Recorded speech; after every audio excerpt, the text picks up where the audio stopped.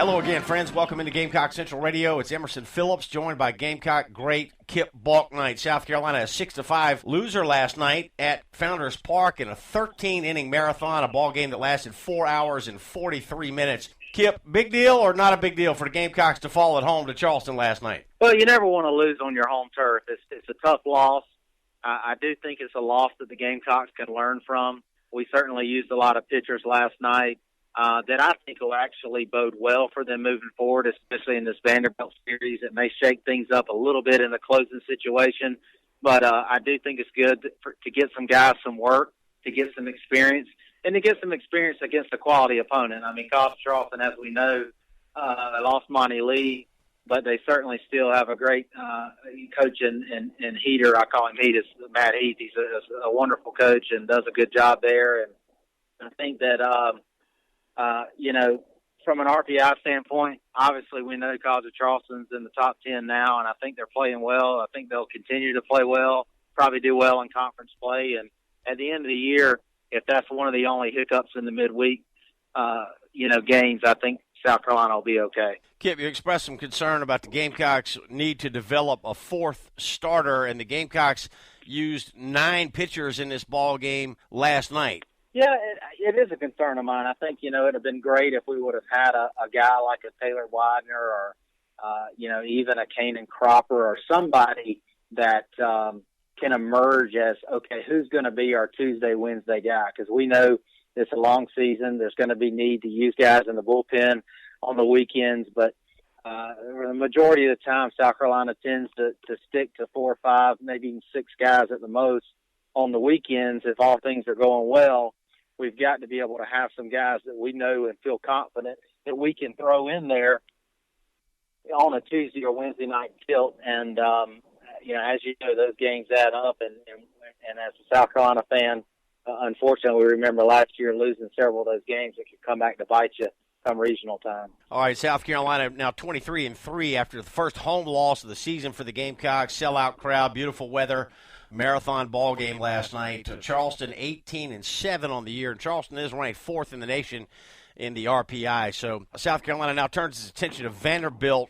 Kip, back on the road, quick turnaround, headed to Vandy for this Thursday, Friday, Saturday series in Nashville. And, Vandy's playing good baseball. They beat Belmont on Tuesday night by a final of 8-2, and they swept Missouri on the road this past weekend. They scored 4 runs in the 9th inning of Game 1 to win at Missouri, and then they won in extra innings, 2-0 in Game 2, and they pounded out 17 runs and spanked Missouri in Game 3. So Vandy coming in 21-4 overall. They're 4-2 in the league, Kip, and they are 2 games in back of South Carolina in the SEC East standings, and it's an important series for both these ball clubs. If the Gamecocks can win the series, they put a little bit more distance between themselves and this Vandy team that has played for the national title each of the last 2 years, and Vandy's got to win the series to close that gap on the Gamecocks. Yeah, you're looking at 2 teams that are powerhouses in the SEC, and obviously we know things can be difficult throughout the season in a 30-game league schedule. You look at what Vanderbilt had to do to go on the road against the Missouri team and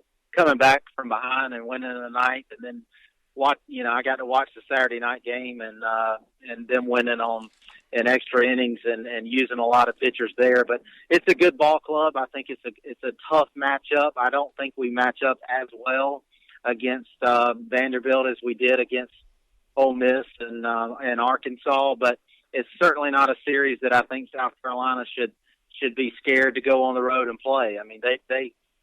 They deserve to win those games. They deserve to be in those games. They've got the talent.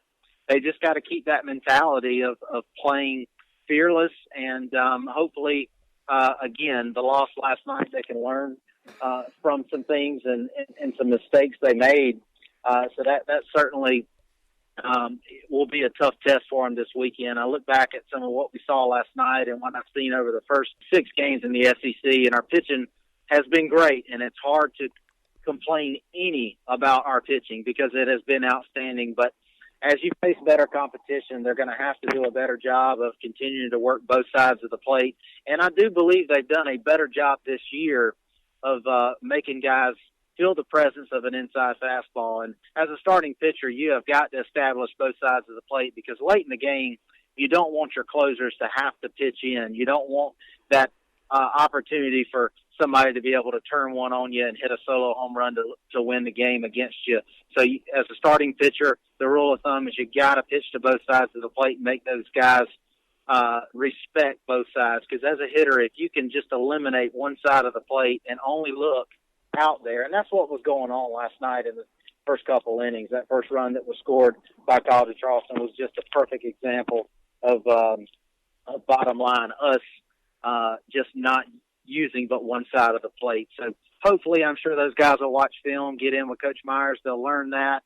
Those are things that you learn from experience. Unfortunately, sometimes you have to learn those things whenever you have losses and have struggles. But they'll be ready for Thursday, I'm sure. All right, Vandy dropped 2 of 3 at home to Mississippi State to open SEC play, but then bounced back to sweep Missouri last weekend, and they're ranked number 3 in the D1Baseball.com top 25 this week. So Vandy has played for the championship 2 years in a row. They won it 2 years ago over Virginia, and last year Virginia bounced back to beat Vanderbilt. So Vandy national runner-up a year ago.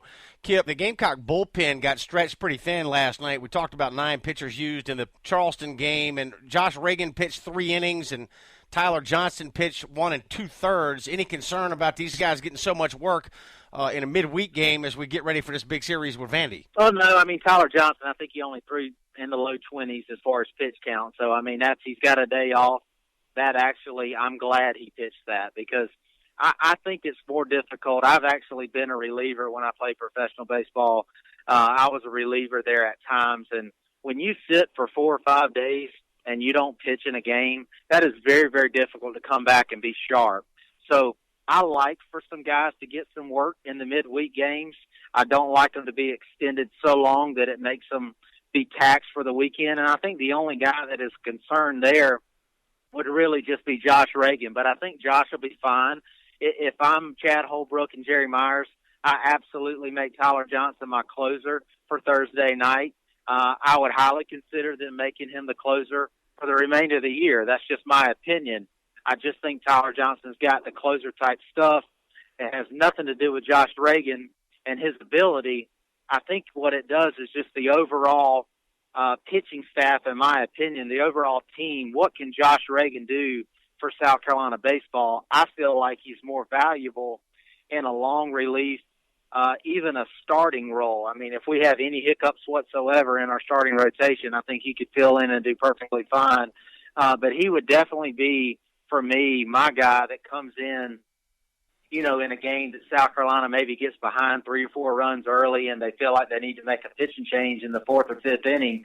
He would be a guy that could easily come in and throw 4 or 5 innings and complete a game and finish it and help you come from behind and win. Or even obviously pitching 2 or 3 days in a row with some lefty-lefty matchups, because there's going to be some really critical moments, as we know, playing in the SEC, and times where we're going to have runners on 2nd and 3rd in the 6th, 7th inning, and maybe 2 big lefties coming up, and we're going to need some big outs. And I think Josh Reagan has certainly shown he's very capable of getting us some big outs. I just think that you have to look at the overall body of work and the potential that you have with all the arms you have. And I just think, in my opinion, that would be a move I would consider making. All right, and these young guys bounce back pretty quickly. They don't need a lot of rest, do they? 18, 19, 20-year-olds working a couple innings midweek, not a problem for them. Well, again, I mean, you know, if you pitch 3 innings, you know, are they going to come back after 1 day's rest and pitch? I wouldn't do it this early in the year. I think you've got enough arms there. I think that, you know, as a starting pitcher, sometimes you know that. Sometimes you know going in. I've had many managers and pitching coaches say, hey, we're a little taxed here. I may give you a little extra leeway. You know, let's go out and throw a complete game. You know, don't be afraid to throw a 85-pitch complete game, and let's win this sucker on Thursday night. That's what I'd be telling, you know, my number 1 starter for South Carolina. I'd be telling him absolutely, hey, let's go out and get this, man.